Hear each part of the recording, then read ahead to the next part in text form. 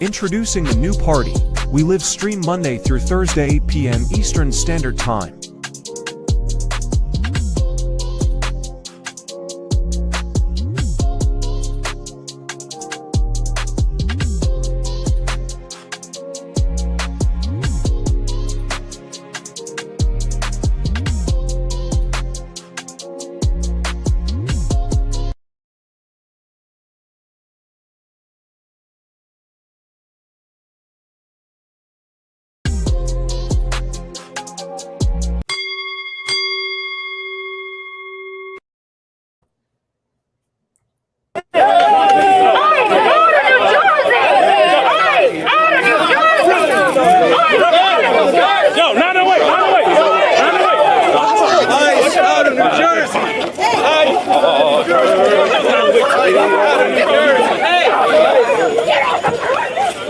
Sorry.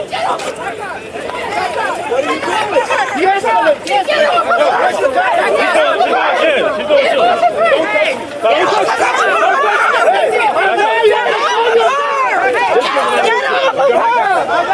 Tense standoff at an ICE detention facility in New Jersey. Get your hand off your gun! The mayor of Newark, Ross Baraka, arrested by federal police, a spokesperson confirms. Don't touch him! Get off him! While on a congressional visit to the recently reopened prison, the mayor says the facility does not have proper permits from the city. This is the last one. According to witnesses, the argument broke out when federal officials blocked Bakara's entry. The interim U.S. attorney for the District of New Jersey writing on X that Baraka committed trespass and ignored multiple warnings from Homeland Security investigations to remove himself from the ICE detention center. In a statement, New Jersey Governor Phil Murphy writing, "I am outraged by the unjust arrest. I am calling for his immediate release by federal law enforcement." His arrest comes on the same day as a high-profile release. After 45 days in ICE detention, Tufts PhD student Rumesa Ozturk released on bail. Thank you so much for all the support and love. I am a little bit tired, so I will take some rest, but I really appreciate you being here. This startling security footage captured the moment plainclothes federal agents surrounded Ozturk near her home in Somerville, Massachusetts on March 25th. The Trump administration revoking her student visa, accusing her of supporting a terrorist organization. We gave you a visa to come and study and get a degree, not to become a social activist that tears up our university campuses. Last year, Ozturk co-wrote an op-ed in the Tufts student paper criticizing the school's response to the war in Gaza. Tonight, a federal judge accusing the... Thanks for watching. Stay updated about... The Trump administration is warning there could be more arrests after 3 House Democrats attempted to push through ICE agents and enter a New Jersey immigration detention center on Friday.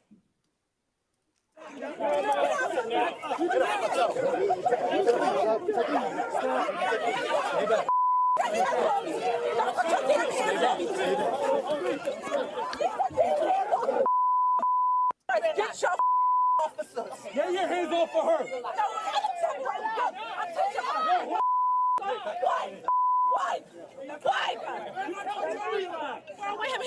He just assaulted me. Worth mentioning, those lawmakers have oversight capacity. DHS had said, hey, we would have let them in with proper channels, but instead you saw that play out. Those Democrats, though, they're insisting they are the victims. They didn't do any pushing and shoving, they insist. The Trump administration is warning there could be Why more. I like the new party? Number one, it's a group of people that's on a panel. We all have differences, but we all basically still come together at the end of the day. The new party for me is about unity. The new party for me is about educating people to the truth, letting people know what's been going on in our country. With that being said, shout out to the new party, man. We're gonna keep it going with y'all.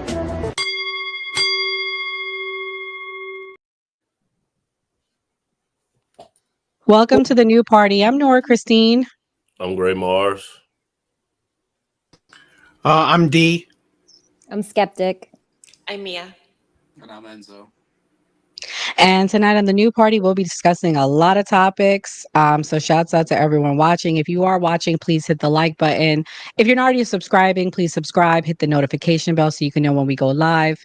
We do this every Tuesday and Thursday evening at 8 p.m. Eastern Standard Time. And so the topics tonight, the Dems are taking over ICE facilities, as we saw in the clips, Trump's drug plan, Trump's Middle East tour, and White South Africans have been deported here by the Trump administration. So we'll get into that. The first topic of the night is the Dems taking over ICE facilities. As you saw in the clip, the Trump administration is considering pressing charges against some of the Democratic representatives. Gray, as one of the Democrats on the line, what's your thoughts on that? Do you think this is an exaggeration, or do you think they had a right to be there?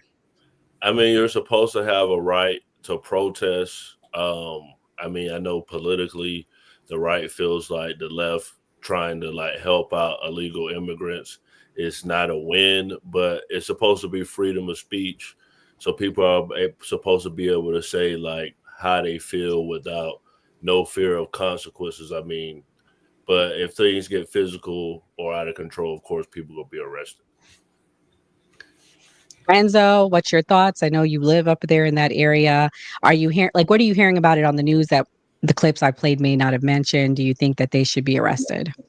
So, I mean, it's a complete exaggeration of exactly what happened. From what I've read, that the mayor of Newark, as well as some Democrats, forced their way into the facility and they got held up in a guard shack. That's what I heard. And now there's other conflicting arguments coming out that it was a protest gone wrong, that there was problems on both sides between the protesters, as well as the ICE agents themselves.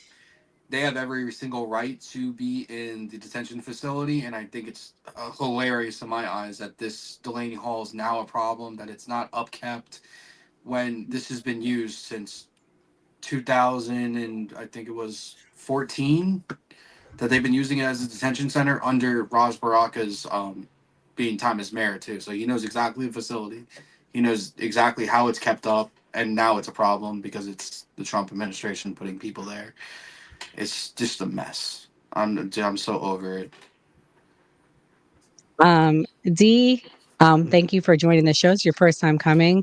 We'll give you, shots at the end as we build up so you can let everyone know where to follow you. But what's your thoughts? Have you been keeping up with this story at all?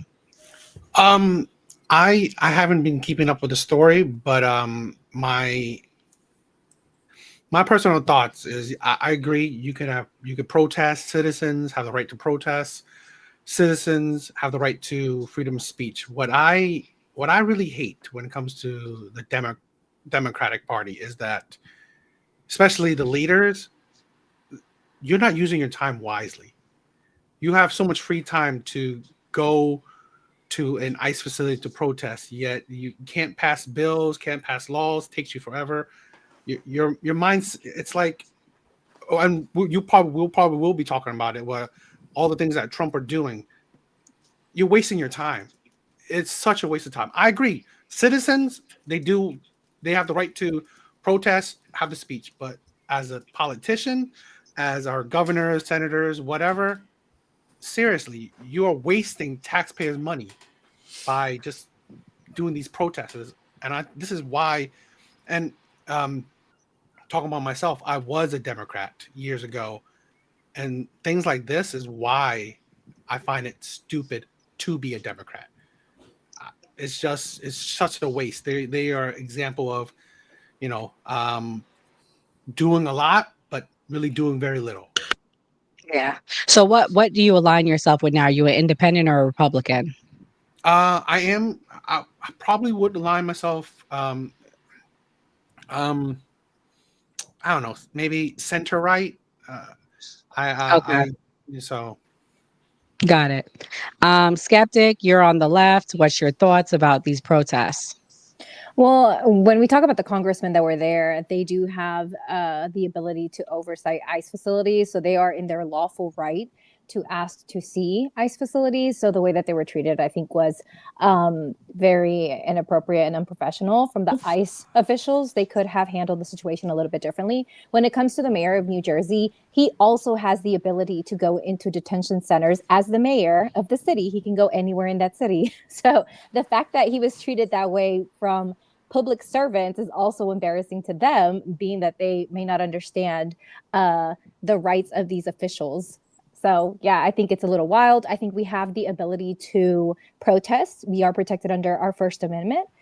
So the students that are protesting, there's one, Muhammad Khalil, who was also held in a detention center, who was basically advocating for to speak in between the colleges and the students. So they're going after everybody who is protesting. And that is what America is built on, us having the ability to criticize this government and not necessarily agree 100%. If we don't have that right, then we're losing our free speech, which is what the right supposedly pushes for. So I think that to be hypocritical. They supposedly push for a lot. We're going to talk about that tonight. Mia, what's your thoughts? I mean, it definitely, I have to agree with Skeptic. It definitely was very, very unprofessional. Like the whole situation was out of hand and out of pocket. I'm not sure what the proper channels are. Obviously, I don't know if it is allowed to have a random drop and visit with cameras and 25 protesters behind you. I don't know the proper channels for that. I don't know if they filled out the proper paperwork or whatnot, or any of those intricacies when it comes to visiting a federal facility. And these are federal facilities run by federal agents, by federal agencies, which supersedes the governor, because these are federal buildings. So, I mean, I don't know if the governor has, or any of like the local individuals have to do anything special. I just think it was a little ridiculous. It was very dramatic. And I think honestly, it just came across as very clickbaity. I just feel like there wasn't enough craziness in the news, and they had to cause a scene. And next thing you know, now they're in the news again. And it just feels very clickbaity to me. It doesn't feel genuine, like they actually cared, because like Enzo said, that facility has been operating since Obama, and they didn't have a problem then. And now all of a sudden, over 10 years after it's operating perfectly fine with obviously proper permits, now they want to get there and do clickbait headlines. So it just seems very disingenuous to me. Right. Speaking of clickbaiting, I got this clip of AOC. That'll be the last thing we talk about regarding this topic. But for everyone watching on X, I know you guys are angry with me. I sent an invitation for those of you that want to talk about the White South Africa thing. And this is the number if you want to call and talk to us. 407-602-8114. Oh, yeah, Skeptic. I had all sorts of death threats. We'll talk about that.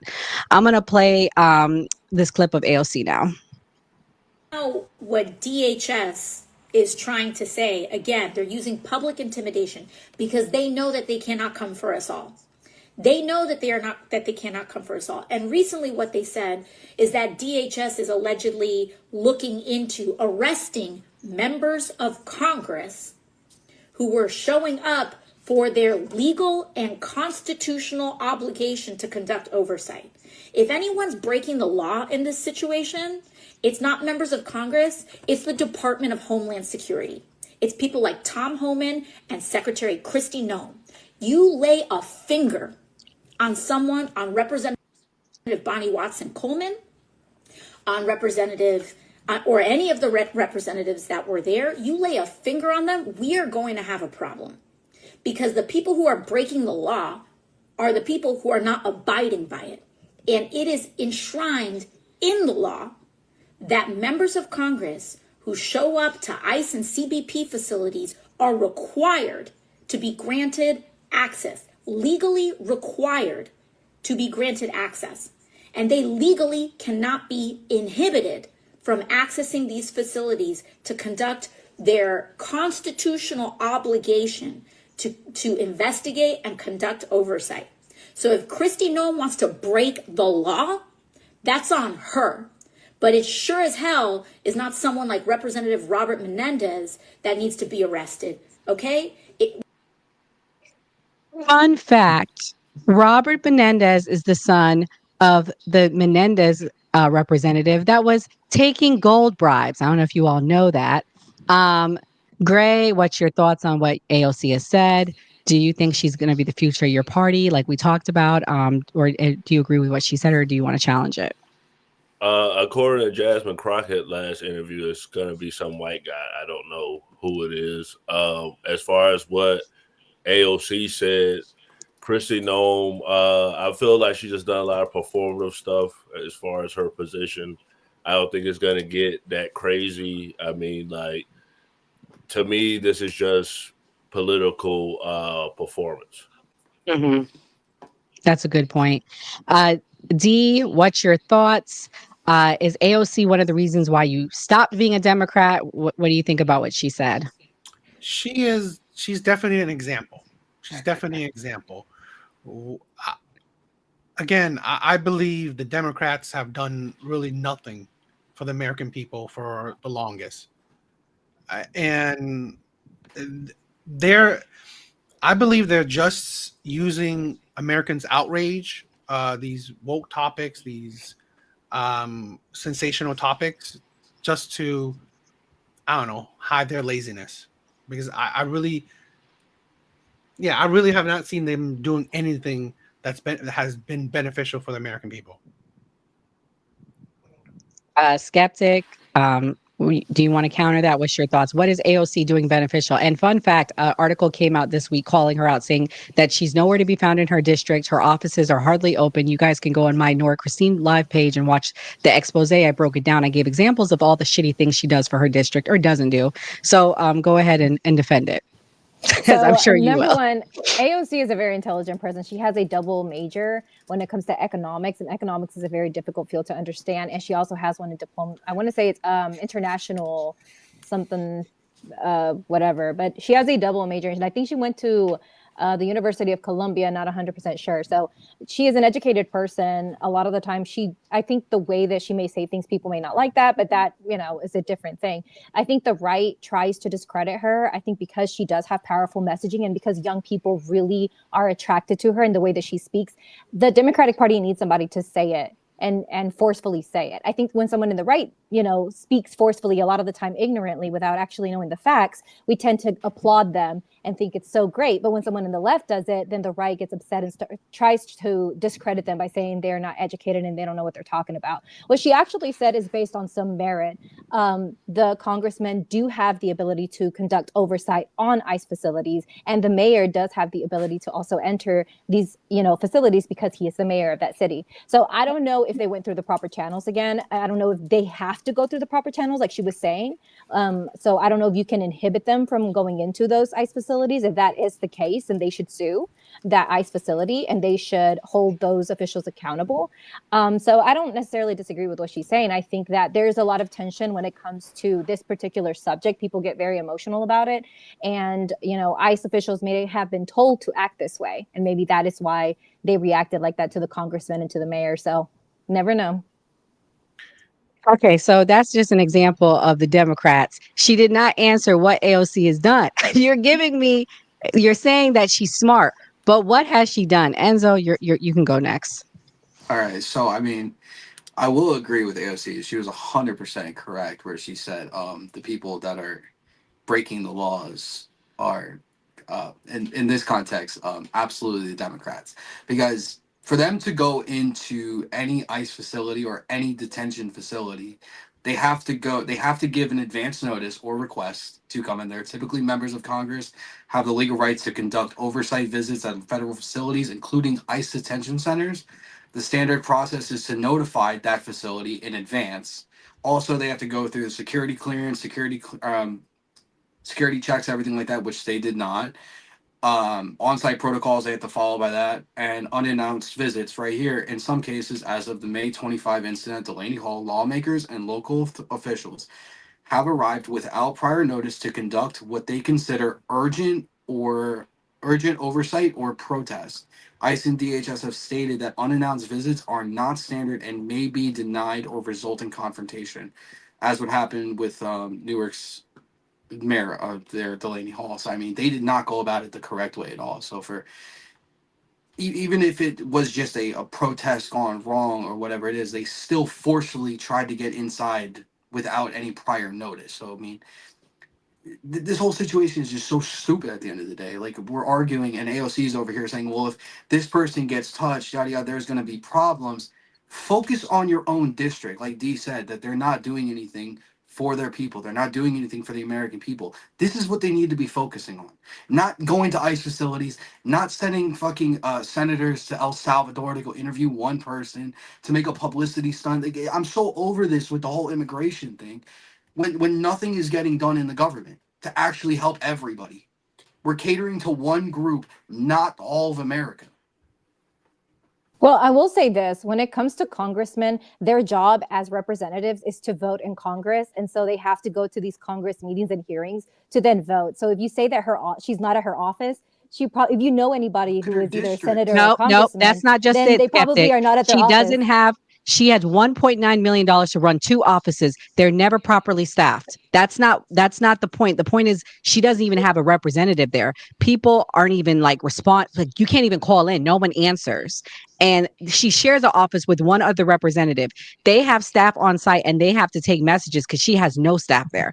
And one of her and the other offices are closed like half the time. Like that's the issue. Not necessarily her, but she doesn't have staffing to address people's concerns. Maybe it has to do with payment and whether or not she has enough money to fund this and to have enough people to work there. Million? So again, whenever you say like that someone's not sitting in their office as a congressman, they never do. Like when was the last time that you went into somebody's office and they were sitting in their office? As a person, I know politicians, they don't just sit in their office. They're normally in DC. You're bypassing the point. She doesn't have anyone running it. Yeah. I call my congressman tomorrow and the staff answers. I've called my congressman multiple times. He's never answered my call. That's just me, and I'm in Texas. What she's saying is true. Because unless you're like a governor or something, then you're like stay in the state. So she's right that they go to Washington. I would say this, right? Whether any of them are in the office or not, Skeptic said it. They do a lot of talking, not a lot of results. I think AOC is she's for New York. New York is doing worse than ever. There are people leaving New York, complaining about New York.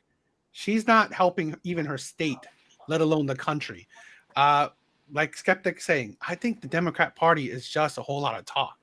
They know how to talk. They know how to talk the game. They know how to incite the people that, are their, voter base. But they don't know how to improve American lives. I mean, great that they went to the ICE facility, but that place wasn't there just built during Trump's administration. Why are you there now? Yeah. You didn't care about in other terms. Now you're here. Now you care because it's only a photo op. It's not action. It's just a whole lot of words and just catering to your woke crowd, and that's why I think your response. Yeah, I didn't get to go. I mean, it just seems like I said, very clickbaity, very disingenuous. I mean, if there is a standard protocol, obviously congressmen, congresswomen obviously have jobs to do. They obviously sit on oversight committees like Skeptic says, and that requires, I'm sure, some sort of visit in these certain facilities. However, we don't really know if they have to ask permission or say, hey, heads up, I'm going to be there within this time frame and that sort of thing going on. I mean, it just seems like they purposely did not go through the proper channels. They purposely wanted that dramatic entry. They purposely, it's like you can't enter a jail and not expect to get patted down, not expect to go through the metal detectors, and all of a sudden think because you're a congressman that you're just going to bypass, or congresswoman, and bypass everything. Like you just get to walk scot-free. You can't even enter a federal building without going through the metal detector. So it's super weird that they thought all of a sudden they were just going to get the red carpet and they were going to supersede everything. So, I mean, it sounds like both sides were very unprofessional. It sounds like ICE and the way they treated the congressmen and women were very unprofessional, but also it sounds like the congressmen and women purposely went out of their way to be unprofessional as well and expecting a level of non-compliance that federal agents have to comply with their own rules and regulations per their own policies to be in these buildings. So it sounds both sides are at fault here. Like nobody's a clear winner. And that's just how I feel. I agree. All right, guys. Next topic is regarding Trump signing a massive pharmaceutical legislation. Let's watch this clip.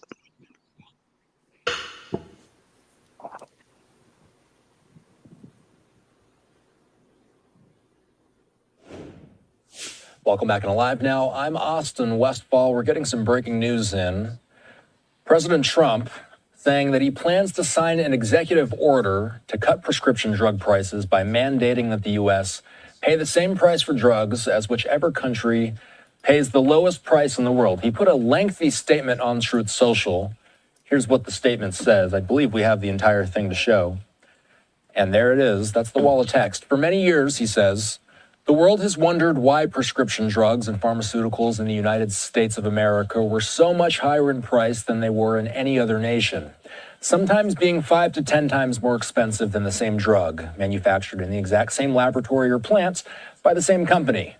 It was always difficult to explain and very embarrassing because, in fact, there was no correct or rightful answer, the president says. The pharmaceutical drug companies would say for years that it was research and development costs, and that all of these costs were and would be, for no reason whatsoever, borne by the suckers of America alone. Campaign contributions can do wonders, but not with me and not with the Republican Party. We're going to do the right thing, something that the Democrats have fought for many years, Trump says. Therefore, he says he's pleased to announce that tomorrow morning in the White House at 9 a.m. Eastern Time, he will be signing one of the most consequential executive orders in our country's history. Prescription drug and pharmaceutical prices will be reduced, he says, almost immediately by 30 to 80%. They will rise throughout the world in order to equalize and, for the first time in many years, bring fairness to America. The president says he will be instituting a most favored nations policy whereby the United States will pay the same price as the nation that pays the lowest price anywhere in the world. He says the U.S. will finally be treated fairly and citizens' health care costs will be reduced by numbers never even thought of before.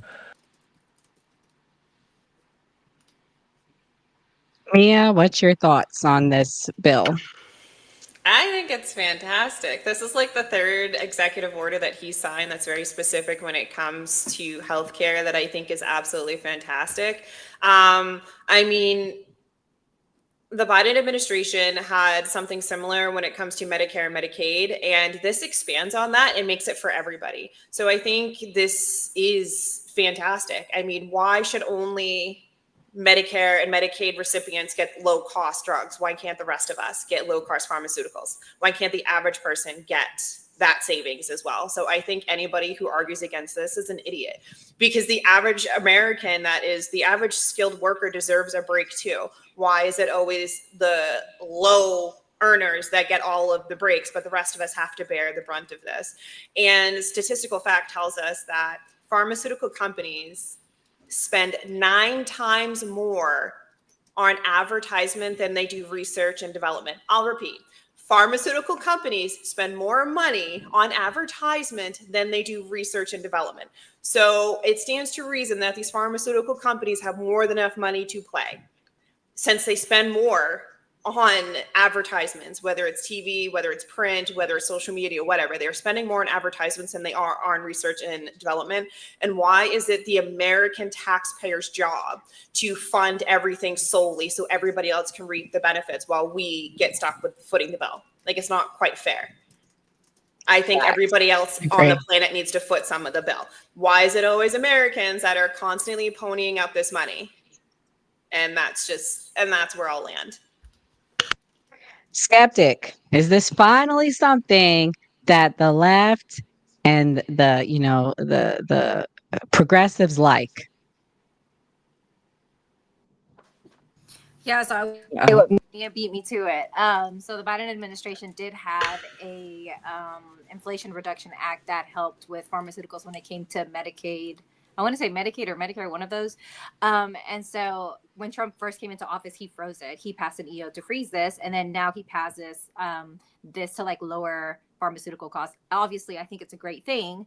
However, there are other things. I don't die on this hill. I will say, sure, he did something great. But it tends to happen that like Trump will do one good thing while at the same time doing 10 that are just like catastrophic. So we'll let him have this one. Sure, he did something good. Talk about it. Whataboutism. And so what do you think about this? Have you been hearing meltdowns on your live over it? Have they said anything positive? Tell me all the negative things you're hearing on your live on this. So I bring it up and everyone goes quiet. They don't know how to talk about it. Because for weeks, like leading up to this is hilarious that everybody's been bringing up, oh, we need universal healthcare. We need universal healthcare. And I say exactly this. Instead of having universal healthcare, I'd like to see regulations on all these pharmaceutical companies that jack the prices up for all these prescriptions and everything like that. I go, because I worked in the DME industry for a very long time. I saw how much it costs to get braces, crutches, stuff of that nature. And I see that it's 100, 200, 300% markup on these items. Imagine what it is in the pharmaceutical realm. When I was doing my research on it, we're 5% of the world's population, but we pay 75% of the market for pharmaceuticals. And most of it is made in America too. So make that make sense that countries around the world are getting more favorable rates than we are, when at the end of the day, we're probably consuming these pharmaceuticals at a higher volume, and they're made in America. So it makes no sense to me. And I'm happy as shit with what Trump's doing about it, because when Biden was in office, yes, they passed the reduction, the 35 cap on insulin, but it was only for seniors at the end of the day.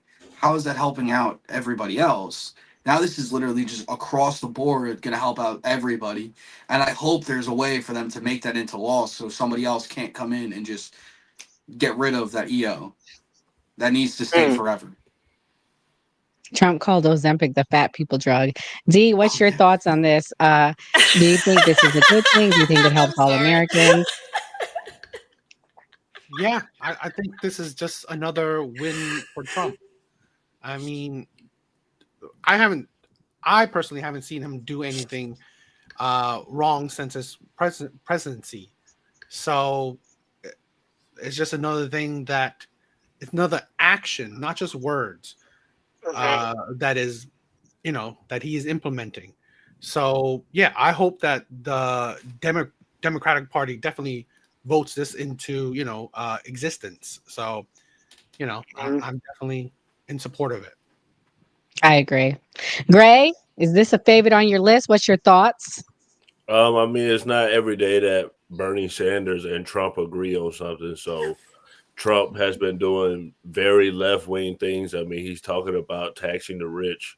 So I think this is why people feel like Trump is so great, and while Republicans, Trump just is an anomaly in the way that he operates. But it's going to be challenged in court most likely. But yeah, he's doing things that Bernie Sanders would do, and Bernie Sanders were compared to each other. So I'm not surprised. Well, sorry. I was sorry. gonna Go ahead, say, Mia. this is the second executive order. So we signed the first one that was very specific for seniors and Medicare, April 15th, 2025. So like this is the second one. So he does do good things with the executive order power. People just, I don't want to say give credit, but people just don't want to admit it. I mean, like I understand what Skeptic was saying, because obviously he did roll back the Biden, but then he may have rolled it back for 6 weeks, but then he expanded it for everybody. So why don't we all deserve a break? Why is it only the lowest poverty deserve the break? Why can't the rest of us get a break too? Because the middle class upholds the entire economy. If it wasn't for us, there wouldn't be no economy. We're the higher skilled workers. We pay the majority of the taxes. We purchase the majority of the goods. We're the majority of the homeowners and condo owners and whatnot, what have you. So why can't we get a break too? So it's nice to see finally somebody that's kind of wanting to take care of everybody else and give everybody else a little bit of a break when it comes to just medications in general.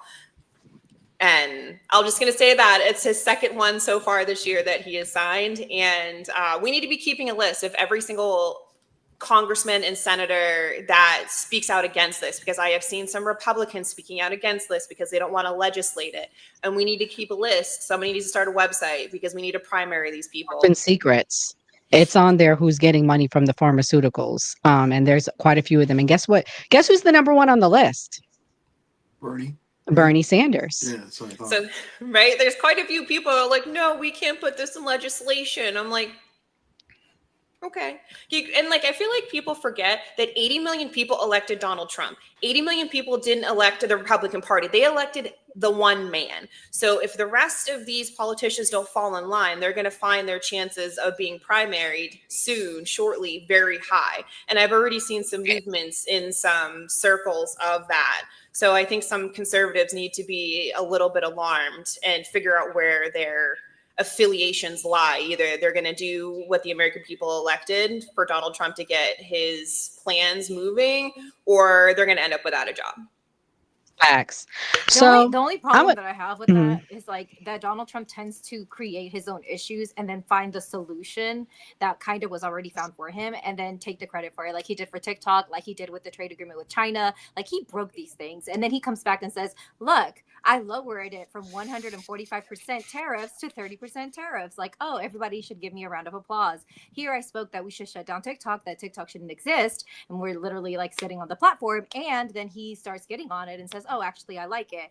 We're going to expand it for another 30 days or however many days. And so I have a hard time, like you said, Mia, he passed an EO to stop the reduction of pharmaceuticals for those that are on Medicare, which are the lower income people. Again, I agree that this is a good thing, but I have a hard time having these honest conversations with people that are, deem themselves conservatives when they can't admit to things that he's doing that are wrong. So then to have to admit like, okay, something is good, like the midst of like a bunch of trash is kind of hard. We gonna talk about what he did wrong tonight. We're gonna get to that.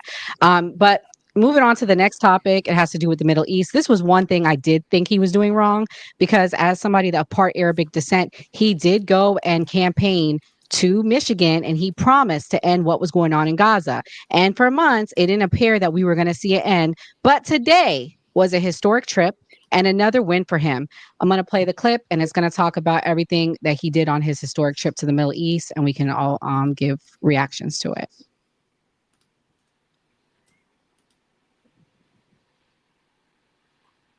That his administration will accept a super luxury jumbo jet from Qatar. The 747 would be used as his new Air Force One. Aviation experts say the plane has a face value of about $400 million. Four sources tell NBC News that the plane would be transferred to the Trump Presidential Library Foundation once he ends his second term, which of course raises several ethical questions. Top Senate Democrat Chuck Schumer compared the deal to bribery. Tonight on Truth Social, Trump said Democrats are bothered by the, quote, gift. He defended the deal as a very public and transparent transaction. People say, oh, you shouldn't accept gifts for the country. My attitude is, why wouldn't I accept a gift? We're giving to everybody else. Why wouldn't I accept a gift? Because it's going to be a couple of years, I think, before the Boeings are finished. And they'll be wonderful when they're finished. Generation of leaders is transcending the ancient conflicts of tired divisions of the past and forging a future where the Middle East is defined by commerce, not chaos, where it exports technology, not terrorism, and where people of different nations, religions, and creeds are building cities together, not bombing each other out of existence. We don't want that.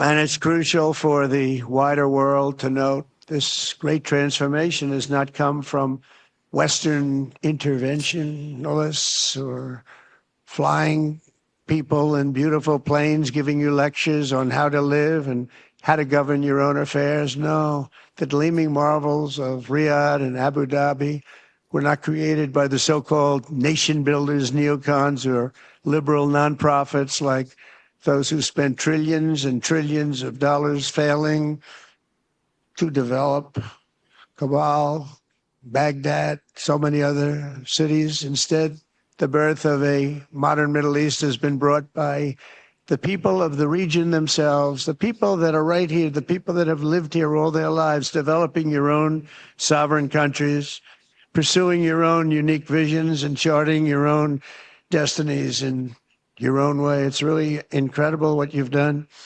In the end, the so-called nation builders wrecked far more nations than they built, and the interventionists were intervening in complex societies that they did not even understand themselves. They told you how to do it, but they had. So the reason why I picked this clip is I can tell you that my father called me when he saw that. Hundreds of thousands of Arab people worldwide are retweeting that, and they're saying how excited they are that they're going to have hopefully a positive relationship with America again. And I'm also hearing from people that Saudi Arabia has been one of our greatest allies in the Middle East, and finally we have a president that's acknowledging that. Versus, just acknowledging the other country. $600 billion deal signed today. Enzo, I know you keep up with the news. What's your thoughts? I think it's absolutely great with what Trump is doing in his Middle East trip. On behalf of the gift from Qatar, I mean, it's absolutely great that he's getting a plane at the end of the day, because there's been cost overruns with the new Air Force Ones for years now. We were supposed to get them this year, and now it's not going to be until 28.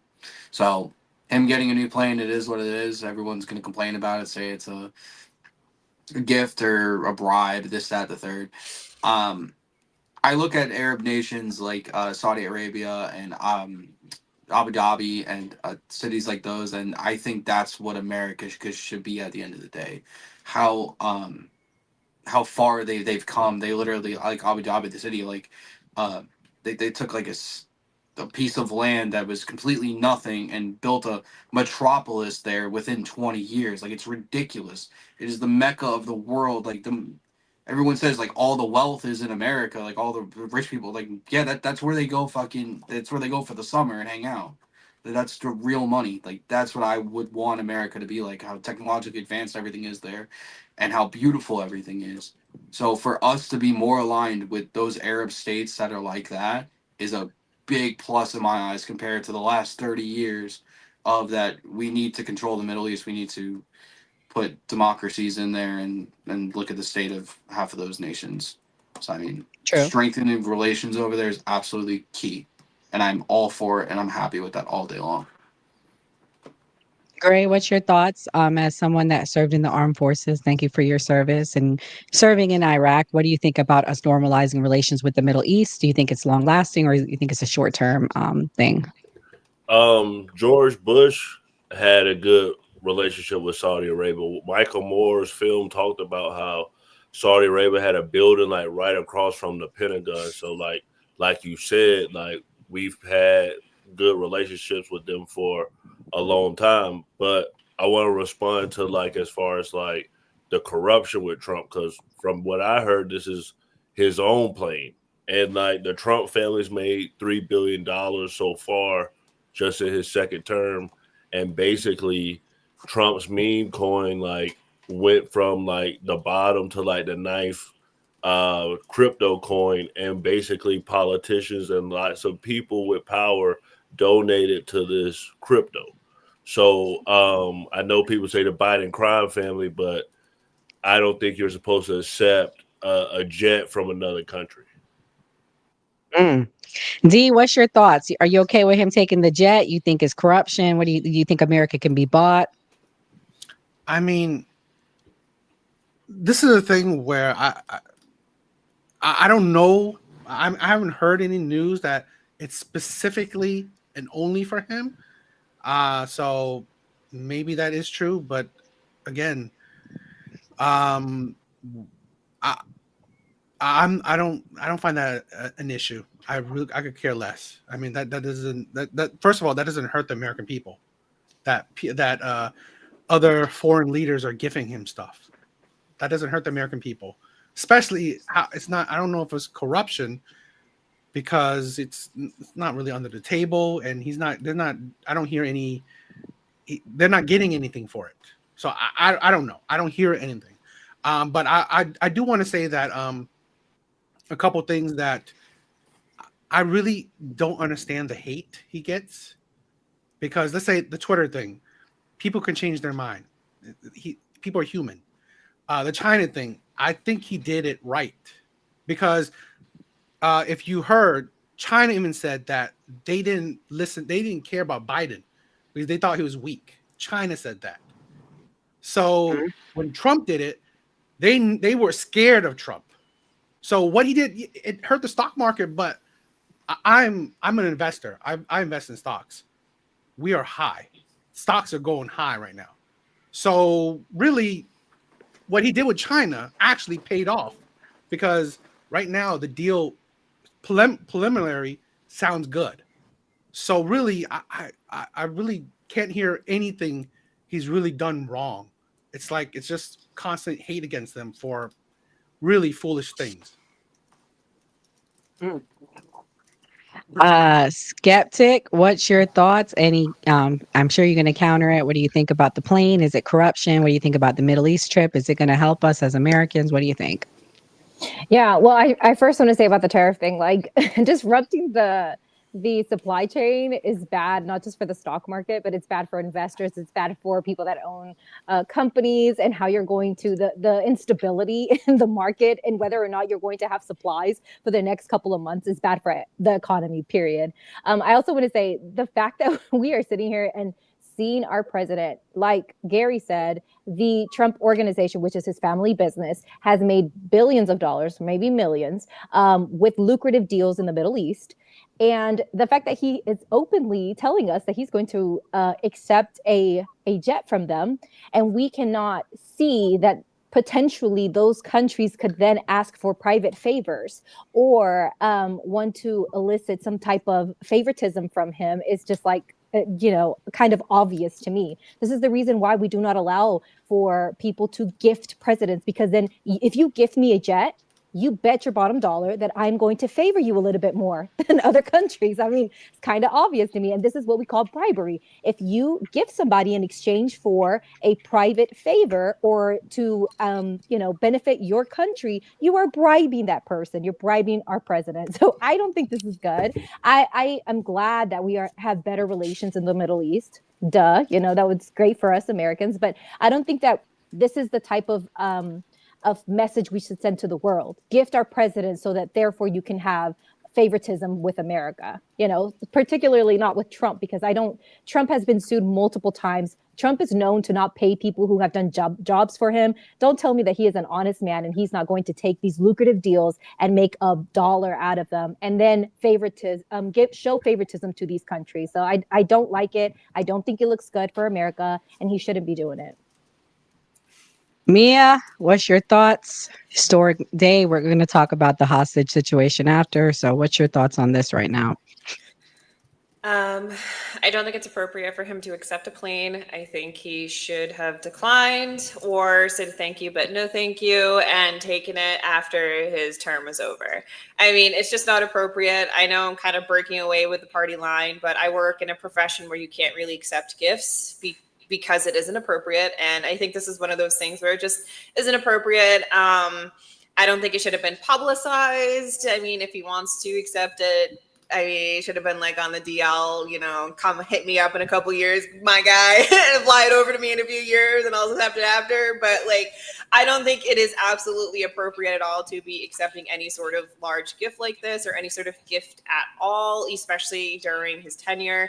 He needs to save that for after he's no longer president, and it's not considered bribery or untoward or doing something underhanded.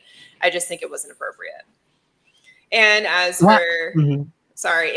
for forming and keeping friendships in the Middle East, I mean, I enjoyed his speech because he admits that imperialism has destroyed that area, and we're on 2 to 3 generations of destruction in that area. There's nothing that imperialism and colonialism have done and have helped out there in the Middle East. I think we're on Americans destabilizing at least 2 to 3 generations out there, going in there, murdering everybody, stealing the resources, and running back here. So, I mean, it's good to see somebody as a world leader admit that, and admit those wrongs, and admit that we have done nothing but do this kind of destruction, and that we need to move away from this path. So I'm happy that he said that out loud, and that it's on the record, because that is exactly what happened. Facts. That's a good point. So another big historic thing that happened this week, Trump has officially gotten the last hostage of American citizenship out of Gaza. He negotiated that directly. Let's play that clip and then we can give reactions to it. Because a lot of people are questioning, is America for sale? And we'll get to that as well. Israeli-American hostage potentially as early as tomorrow as part of efforts to secure a new ceasefire in Gaza. Middle East correspondent Matthew Doran is live in Jerusalem. Matthew, What do we know about this announcement from Hamas? Bridget, good morning. The leader of Hamas in Gaza has made this announcement on social media within the last hour or so and has said that the group is prepared to release 21-year-old American-Israeli hostage Edan Alexander, and that could happen as early as Tuesday. Now, this is significant for a number of reasons. First of all, it is significant because there has been very little movement between Hamas and Israel when it comes to negotiating a ceasefire and a further hostage deal. There are 59 Israeli hostages still held by Hamas in Gaza, 21 of them believed to be alive. There are grave fears for another 3 in that group there. It is also significant because in the last couple of weeks or so, Hamas had been making some comments about Edan Alexander, saying that at one stage it had lost contact with the guards who were looking after him or guarding him in Gaza while Israel continued its bombardment of the strip there. So the fact that they are now saying that he will be released as early as Tuesday is showing that he is alive there. There has been really a stalemate between Israel and Hamas over the last couple of weeks as they've been trying to negotiate a ceasefire and hostage deal. At various points throughout those negotiations, Hamas has said it would be prepared to release all of the remaining hostages that it has in Gaza in exchange for Israel ending the war there. Israel has repeatedly demanded that Hamas needs to lay down its weapons as part of any deal, something which the militant group is not in favour of. It says it is a red line in those negotiations because, as it sees it, that would give Israel a green light to exercise its own territorial ambitions within Gaza, something which we are already seeing as a result of Benjamin Netanyahu, the Israeli Prime Minister, announcing last week that Israel would be intensifying its military operations in Gaza, leading to the total and potentially indefinite occupation of the strip there. So this is something which is very significant, and we have heard in the last couple of moments or so from Benjamin Netanyahu's office. He says that this has been an approach or a gesture by Hamas made directly to the United States, that it is unconditional. So Trump was able to negotiate that release, and they said Tuesday. It actually happened Monday. Another big thing from his trip, there's rumors that he's going to acknowledge Palestine as an actual state. That has not happened yet, but that was the big rumor over the weekend. The other thing that officially that did happen is he has lifted sanctions on Syria, which will allow Syria to move a little bit more freer because they had so many sanctions. Now, the Zionists and the people on pro-Israel is very angry with that because there are a lot of terrorists, the whole civil war that happened in Syria, the people running the government, they're saying is terrorists. So I want to know everyone's thoughts on this. What do we think the future of the Middle East is? Will we ever hear that big announcement? Gray, as someone that actually did serve again in the Middle East, what's your thoughts on that clip and everything going on? I think Trump has kind of done a good job with this, even when he had Jared Kushner do the Abraham Accord. So they've been kind of trying, and Trump doesn't mind meeting with dictators. I mean, he literally met with the Taliban. So I think it's good that he's diverse with that because he asked Saudi Arabia as well to acknowledge Israel as a country. So, I mean, if you bring peace to the Middle East, you're going to have a good legacy as a president if he pulls that off. Will he get a Nobel Peace Prize in your opinion? Maybe, but it's Trump, so probably not. You see that? The hate. Z, what's your thoughts? Do you think we're going to hear that acknowledgement about Palestine? Is Gaza going to be cleaned up? Where do you think we're going to go with this? First, I want to say all presidents accept gifts, even Biden. Second, I think he's doing a great job. This is a man of action. I mean, he's doing it, not just talking. I hope I'm not that big on foreign affairs, or I don't really. For me, it's America first. So, but what he's doing, trying to keep the peace around the world, is amazing. And he's the president that's actually doing it. I mean, he's not just saying it like other politicians. He's actually doing it. He's making things happen. Now, the results, who knows? But I mean, he's doing it. He's not just talking the talk. So, right. I'm happy for it. Enzo, he also said he's going to do everything he can to allow aid into Gaza. There's many sick and hurting children. They're very, very hungry. Do you think he's going to uphold this? What's your thoughts moving forward now? 100%. I think he's going to uphold all this because from everything that I was reading up over the weekend about what happened over there, why he's going to recognize Palestine as their own state, all boils down to cutting communications with Netanyahu because Mike Walls supposedly had a Israeli signal group. Ironic again, signal group. This is all going on again, where he was speaking to Israeli officials on a unsanctioned attack on Iran that Netanyahu was putting together. That's going behind Trump's back while he's trying to negotiate another nuclear deal with Iran. So I'm 100% with Trump getting away from Israel and not making them our greatest ally in the Middle East anymore because we're being friendly with everybody else. We can pick up the pace. We're actual countries that are going to bring some substance to the United States and not use us as defense. So I'm happy with what he's doing over there. They absolutely should put more aid into Gaza Strip and actually help out there. I still don't like his comment about Trump Gaza that he originally made. I would like to see them actually, the coalition of nations that they put together, go in there, clean it up, and give it back to the people of the Gaza Strip, of Palestine. Give it back to them completely, not turn it into a Walmart, a McDonald's, and a fucking Trump casino like everyone thinks it's going to be. Right, right. Well, I think he posted that. But now that I see the plan in play, I think he may have posted that video as like, hey, let me show you how America's going to react and the world's going to react when we say we're going to do this. I think it was to freak people. I think it was to push the Arabs into action because they were like, well, they don't want to have their hands on it. And this is what's going to happen because you're going to have 2 million Palestinians displaced in your countries if you don't step up. Now, that's one way of looking at the other way, skeptic, is people are saying he's playing both sides. He's still friends with Netanyahu. It's not no phone who this.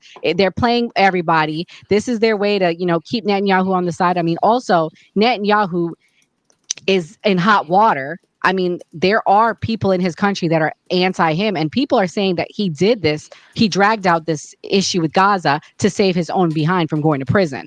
Skeptic, what's your thoughts? Because I know you keep up with a lot of things. Do you think he's playing both sides, or you think it's real? I actually agree with Enzo. There's one thing that I agree with. There's I did something right. Look, hell is frozen over. Yes. This has to be crazy.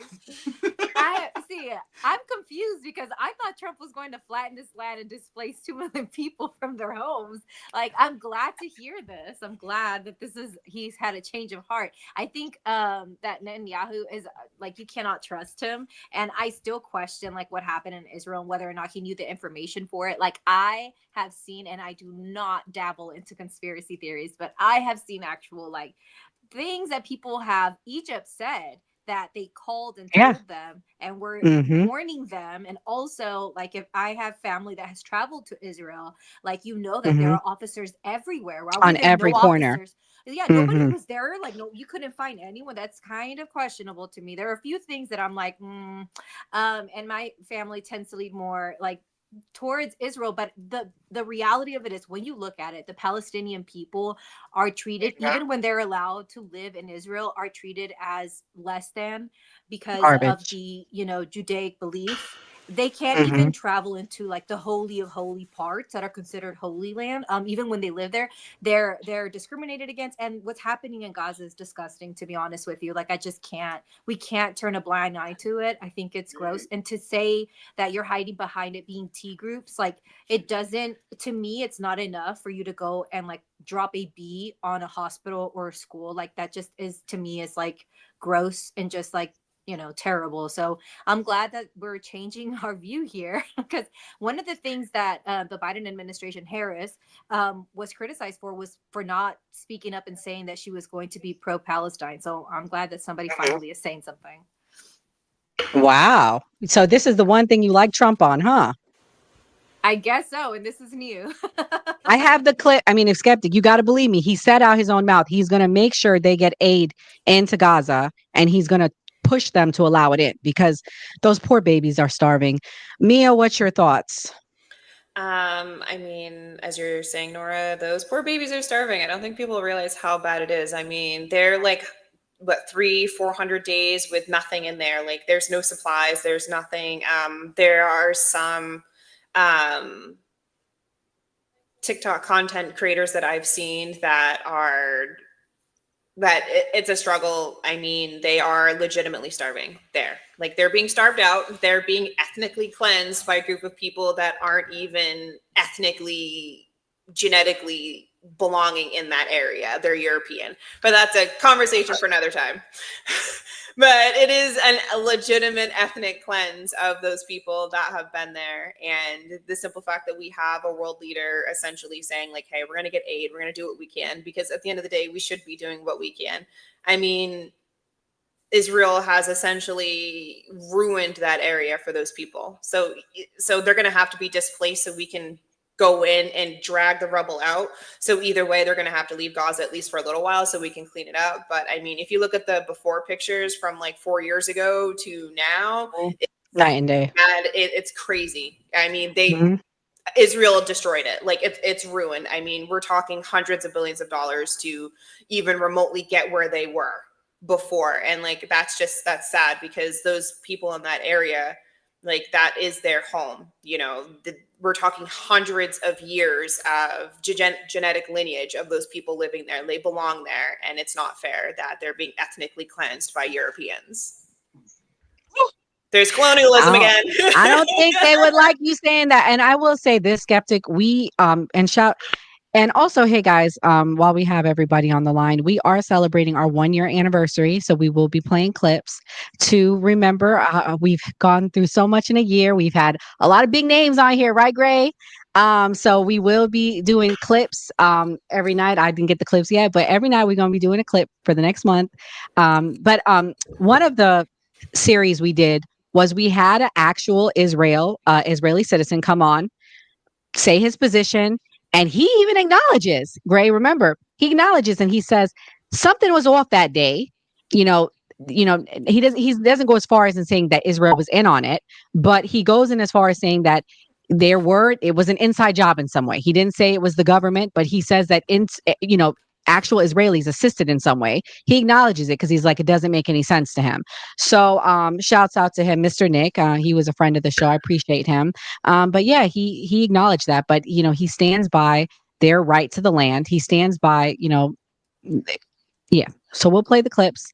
But it was an interesting conversation. We actually got pretty heated with him a few times. We had shouts out to, what's his name? The guy that used to be on our show, K Dot and D White. I'll play those clips, but they got into it and it got pretty emotional. So anyway, switching gears to our last story of the night. We're going to talk about the last thing I don't agree with Trump on. So you got threats on? You got threats because of this topic? Yes. So Laverne Spicer, who is a Black conservative content creator, Skeptic, listen to this timeline. Sunday, she tweets out, Obama let in all these Somalians. What does that have to do with anything? There's nothing going on in the news about Somalians, right? So I tweet and I write on her page, and Trump let in 300 racist whites from is letting in 300 racist whites from South Africa. Well, who told me to say that? They called me the N-word. They called me a white Karen. They said they don't understand how a white girl is going against her own people. They said that whites should be allowed in this country.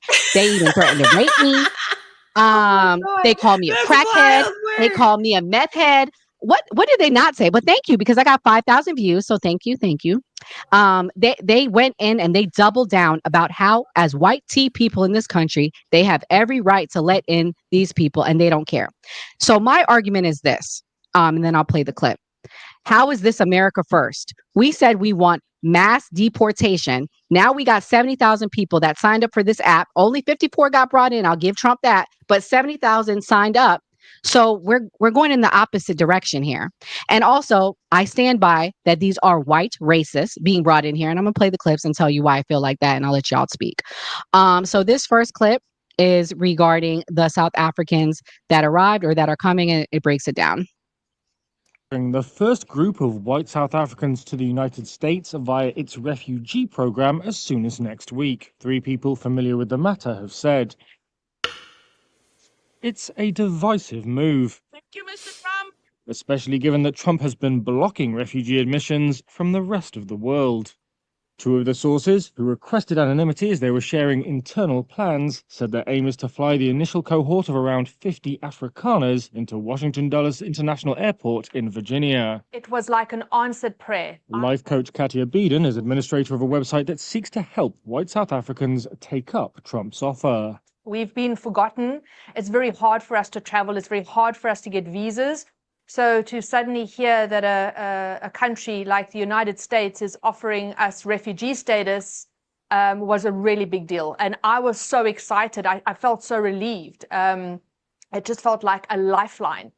In February, Trump issued an executive order that called for the US to resettle Afrikaner refugees. It said Afrikaners, who are descendants of mostly Dutch early settlers, were victims of unjust racial discrimination.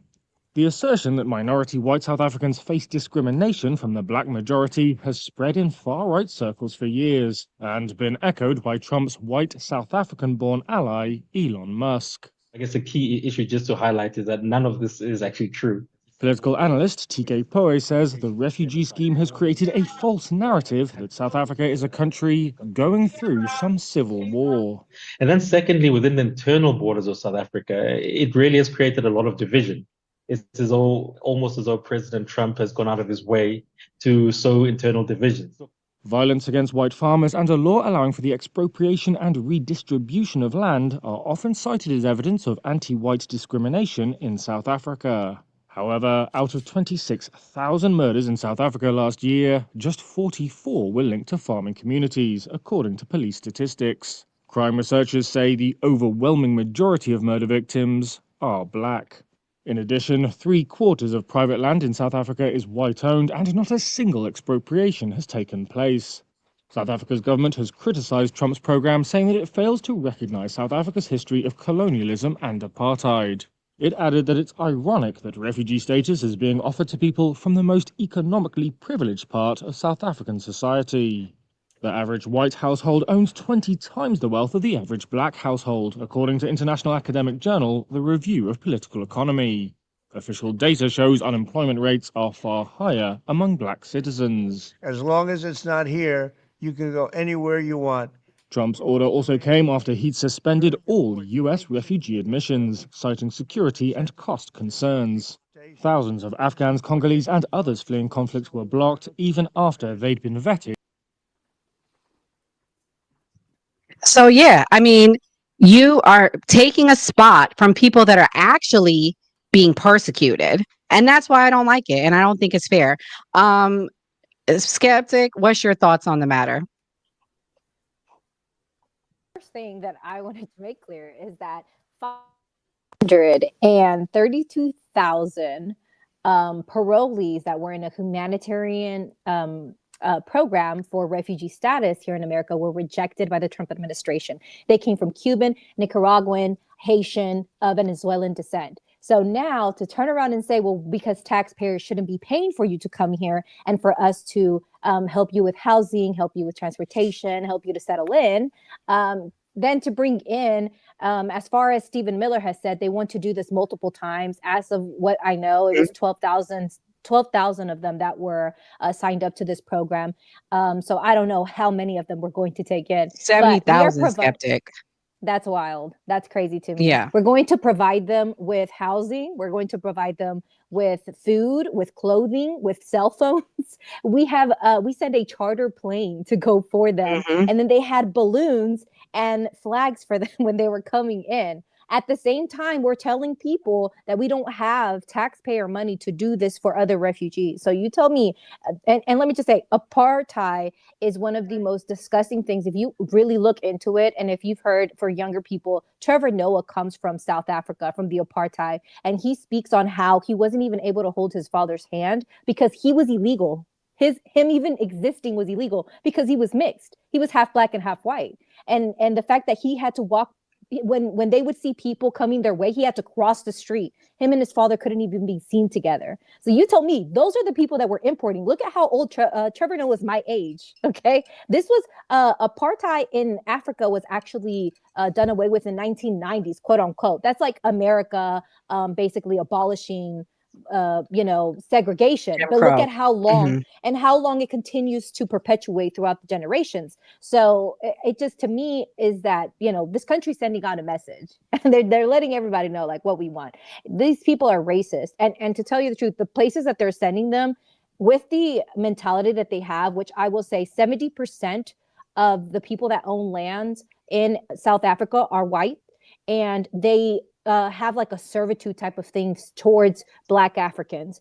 And so when you look at the statistics of unalivings with farmers, they don't even hold up to the same percentage as Black farmers, because the unalivings that are happening that tend to normally happen are not happening because of their race. It's actually a false narrative that they're selling. And if you want to look at how many farmers' lands have been taken from them and by the government and given to Black farmers, I haven't found one. I haven't found one story of a white farmer in South Africa whose farm was taken from him and given to a Black African. Like what they're saying, I don't see the statistics behind it. I think that they're making something a bigger thing than it is, because they're asking for equality, because the government is saying you have to treat other people equally. And we're bringing them here with that idea. Like, what are we asking for? We're asking to have more conflict between people of different races. And it's horrible. I mean, I don't know how you can even begin to explain away why we're doing this. There's no explanation to me. There's no other than wanting to bring more whites into here. I mean, that's the explanation. And my response to them online was, send them to Europe then. You are ethnically Dutch, go to Dutch. You're ethnically Britain, go to Britain. Ship them there. I agree. Y'all want to get out? Let's negotiate a deal to get them here. We have a bigger immigration issue than a lot of these European countries. Go ship them there. Mia, someone on the right, what's your thoughts? Do you agree or disagree? It's okay. So first and foremost, I agree with what you're saying. They are ethnically French, Dutch, send them back to the homeland. They can go back to their motherland. Obviously, very clearly, Africa's not their motherland, very clearly. They can go back home. I don't understand why the government of by the French or the Dutch haven't offered to take their own, in essence, citizens back. I don't know why they need to come here. I will say it would be very hypocritical of me to be 1000% against it, because my hard land stance is I don't like illegals. So if they're coming here legally, they're registering and they're coming here legally through the front door, through the proper channels. I'm not saying, obviously they're cutting people in line, but I'm saying legally, we know who they are. We know their family, we know their address. We have their blood type. So if they're coming here legally, it is what it is. I believe in legal immigration. I don't really think we need more people, but can't be a hypocrite. So since they're coming here legally and they're using the front door, I mean, it is what it is. I got to kind of stand on that kind of business. They're here legally, and that's what I've always said. I want people to come here through the front door knocking, and that's what they've done. They asked, they filled out the paperwork in their own countries, and they got permission, and I got to land with that. Great. Generally, it takes 6 months to a year when you are coming here from other places, but they got here in 45 days. They got a plane chartered for them. What's your thoughts? I mean, technically, they are here legally, but were they properly vetted? I don't know what the guy's name is, a part of the Trump administration, but he basically said that they can assimilate better to the country. I think Stephen Miller and Elon Musk are obsessed with the white birth rate because that it was decreasing. So they basically feel like, we got to bring more people to keep the population. I think Trump also uses things to make a conversation. So we're going to talk about this because he did this, and we're going to say, oh, he did this because, they're white, this and that. So it's also, let's create some chaos to create a narrative. That's what I think.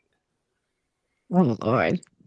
Enzo, what's your thoughts? Are people talking about in your lives? What do you think? So as the resident white man here, we do not condone the violence, the racist stuff that has been thrown your way, Nora. We do not condone it. They are not one of us. It's okay. No, actually, I haven't heard anything about it on my lives, which is actually pretty wild, to be honest with you. I think it's absolutely terrible on the fact that we're bringing them here and we can't, like, skeptic. I'm gonna agree with you too. We're on the same side tonight. This is wild, I know. How we're taking away refugee statuses from these people who technically came here by the legal means in the legal process because we granted them refugee status. Yes, that is a legal way. I'm perfectly fine with that. But we take that away from them to give it to white people that come from the Netherlands and Dutch backgrounds. Like, no, send them back to Europe. We don't want them. Y'all left there for a reason and went to South Africa for whatever reason. Go back. Not here.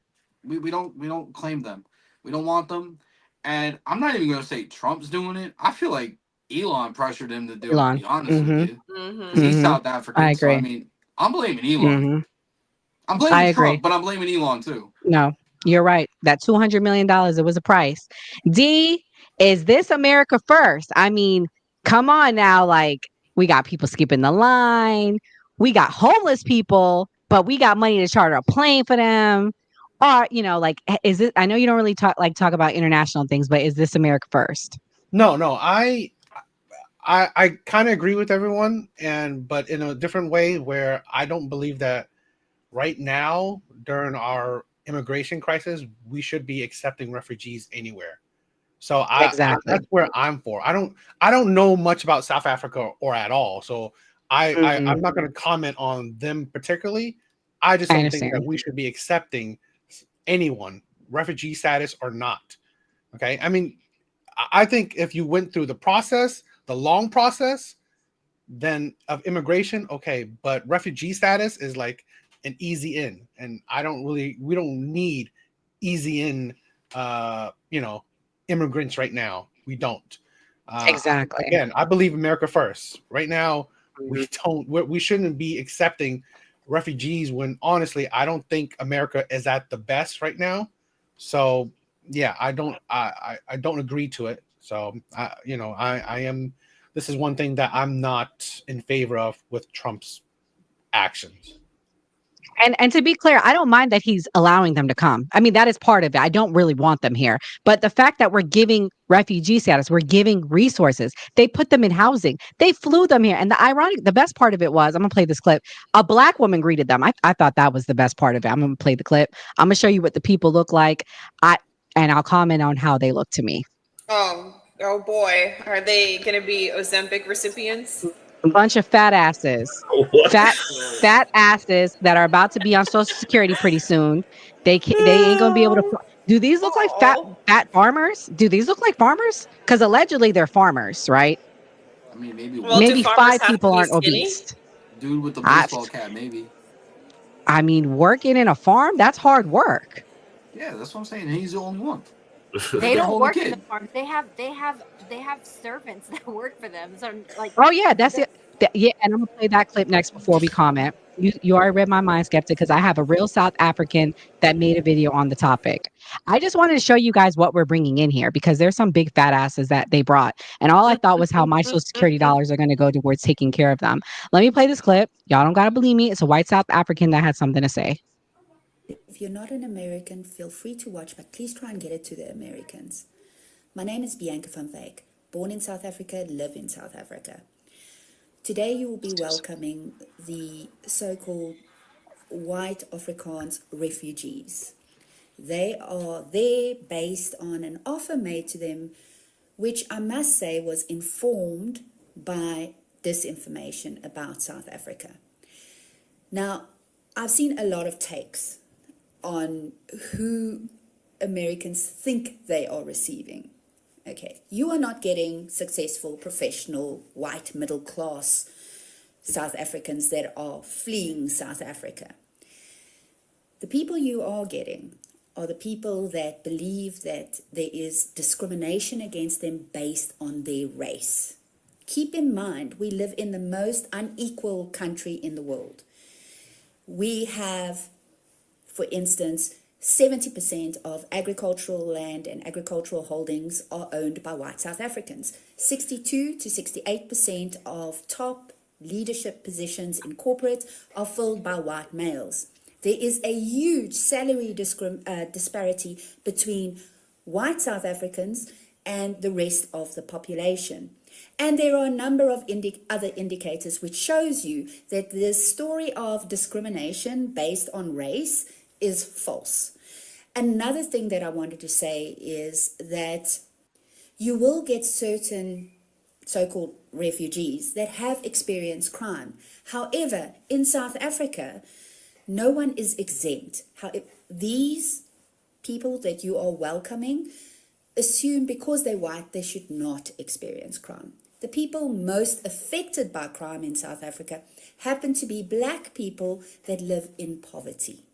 So as you open your doors and welcome people, and you're going to get a lot of information and disinformation from these people, please do keep that in mind. Oh, I also would like to say all the best and good luck to the Americans. She like, who cares? Glad we got rid of those jokers. Best of luck. Best of luck. So Gray, are they going to survive here? Just and as a reminder, to be clear, they're being sent to California, Alabama, Idaho, Iowa, Montana, and Nevada. I think, yeah, that was the places. What's your thoughts? Well, like how the right was saying about the Hispanic population, like they're getting EBT. So is it gonna be a problem that they're getting food stamps, that they're getting all this housing and stuff? So they're gonna survive. I mean, like, I don't think it's gonna be like they stand out other than their accent. I mean, I would have never known Elon Musk was South African if he didn't say he was. Lord. Dee, what's your thoughts? Do you have anything you want to add?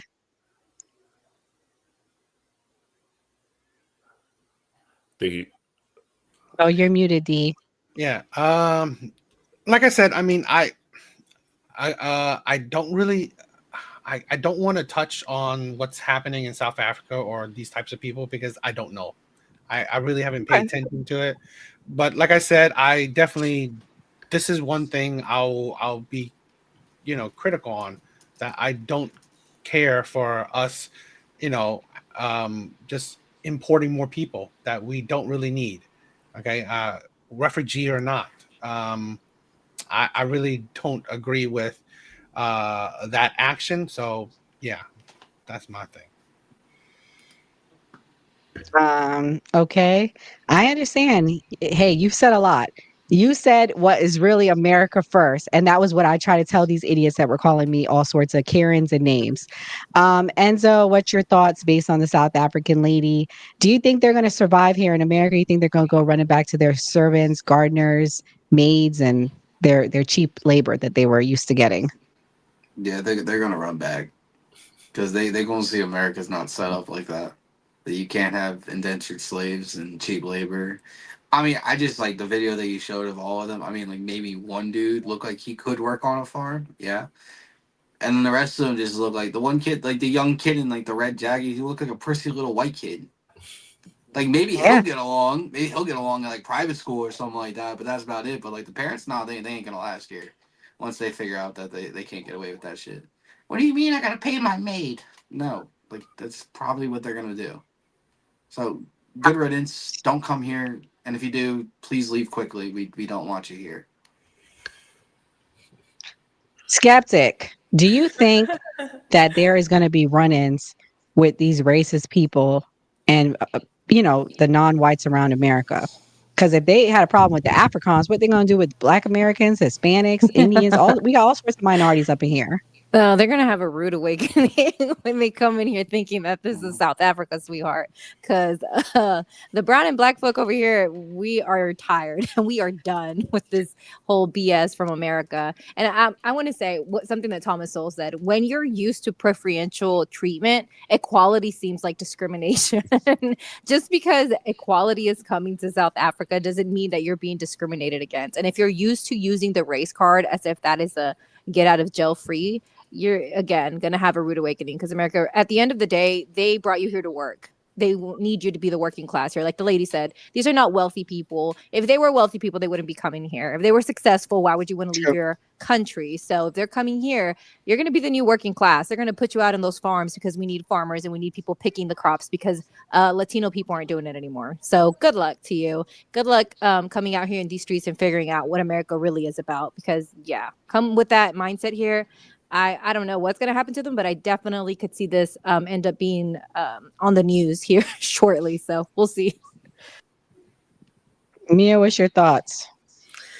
I mean, they're sending them to primarily white areas. These people, in my personal opinion, I feel like they're going to be fine. They're white people going to Idaho. They're going to be fine. They're white people going to Cali. They're going to be fine. You've been to Montana. They're going to be fine. These people are going to be fine. I mean, you know, they're not sending them to Southside Chicago, to Philly, to Woodside, Queens. They should, though. Right, they should. But these people are going to predominantly white areas. These Afrikaners send them are to going O be Block in fine. Chicago. My parents live in Right? Chicago. Go send them to O Block for real. Though. Cincinnati, they're sending these people to primarily white areas. They're going to be fine. I think it's definitely, there's going to be, you know, periods of adjustment for them. Obviously, they're going to get a shock from the high cost of living. They're going to get a shock from the culture's different. But also, I think people view Americans as, I think the Afrikaners are going to view Black Americans better than they viewed African, like actual Africans over there, just a little bit better. I think they're going to view us a little bit of a higher caliber of people. However, that's just my personal opinion. I think it's going to be fine. I definitely feel like we will see some news articles done on them for sure, because obviously this is going to be a hot topic. Because out of all of the people that we could allow in, or all of the people that have been waiting and gone through the proper channels, we just like fast track these set of individuals in. So I definitely feel like we're going to hear from them again. But it sounds like Alabama. Come on, these people are going to be fine. If anything, they're not going to like it here because they don't like the food. But Alabama's I feel really like black. they're going to be fine. I feel like these people are going to be fine. They're not going to place them. Come on, these are white Africans that sound funny. They're not placing them in the bad parts in the neighborhoods. They're not going to do them dirty like that. They're going to place them in a nice place. There's no way. They fast track all these people. They give them all this preferential treatment, and they're going to drop them in like the shady parts of town. They're not going to. I feel like they're going to give a lot of preferred treatment to these individuals because they are white, because they will assimilate a little bit better. And I mean, like, we do have to be genuine. The white South Africans will assimilate better, say some people from Somalia. They're culturally a little bit more closer aligned to us when it comes to our morality, when it comes to our religion and whatnot as well. So they're like a little bit more aligned. So they probably will assimilate slightly better than some other people, but I think we're definitely going to see them get preferential treatment, and I don't think they're going to do these people dirty at all because they are white. I think they're here to stay. I think they're gonna like it. I think they're gonna get the red carpet by the U.S. federal government on our dollar that we don't want, but we're stuck with, unfortunately. Gray, you had something you want to say? Final thoughts. Oh, yeah. Oh, I thought you had something else to say. All right. We'll start with the final thoughts. D, thank you so much for coming. Let everybody know where they can find you. I'm going to plug you in the chat, and let us know about your platform as well. Yeah. You guys check me out at Devil's Advocate. I have two channels, right? Devil's Advocate and Devil's Avocado. I'm just talking about things. Pretty much anything. Usually it's men and women dynamics, dating or just social topics. So, that's what please check it out. But yeah, this was fun. I thought this was fun. This was different. I do talk a little bit about politics on my YouTube, but I don't talk about it. I mean, on my TikTok, but I don't talk about it a lot. So I'm not the most educated on it, but I do semi keep up with what's current in politics. So, yeah, I mean, if you guys like my opinion, please check it out. Yeah, we got to get you on the Man Show. They do less of the politics. But thank you for coming. It was really great to have like someone that doesn't keep up with politics so intensely that can say, hey, I think this, because you're like the average American. So that's what the best part about you being here tonight was. Skeptic, what's your closing thoughts? The writing is on the wall, people. It's time to wake up. They are showing us literally importing whitey people to America that dislike minorities. Like, I don't know how much more clear it can get. They dismantled humanitarian programs from Nicaraguans, Haitians, Cubans. So I just feel like it's time to wake up. And again, like I always say, don't let anyone trample on your constitutional rights. Man, Skeptic had a field day with this one. Mia, what's your closing thoughts?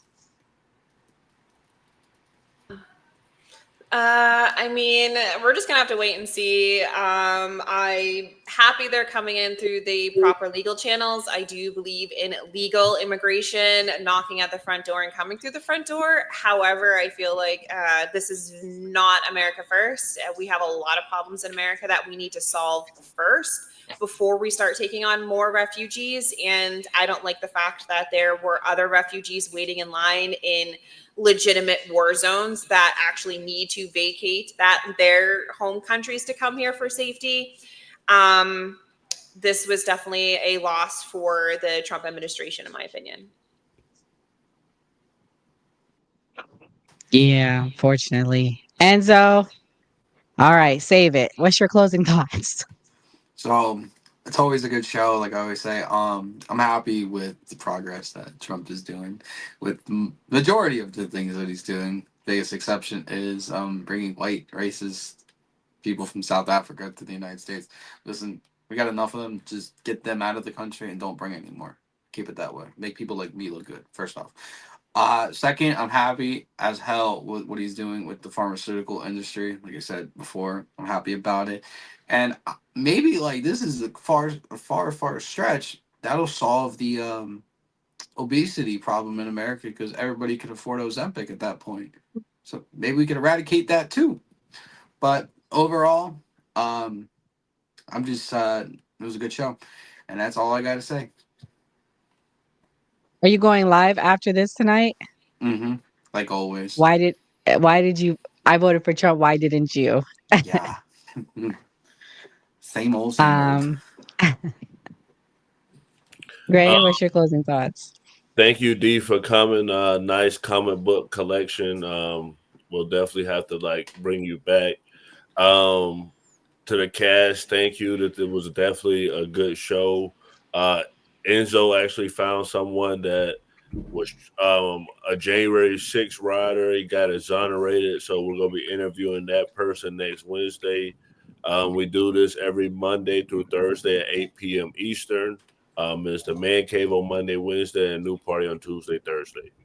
Always vote.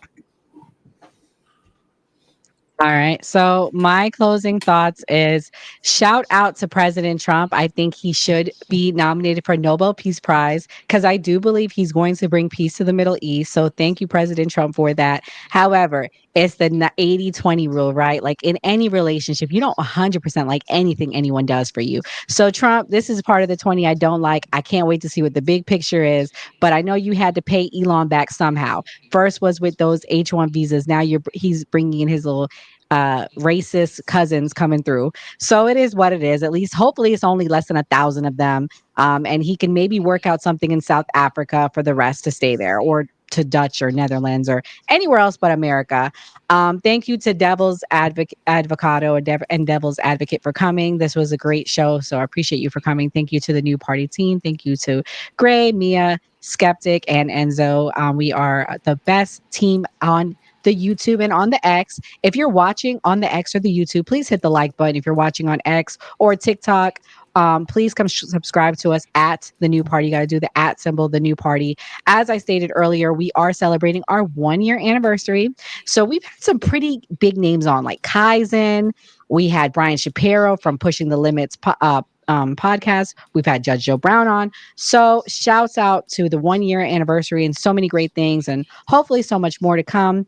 And like we always say on The New Party, always vote. God bless everyone. Good night.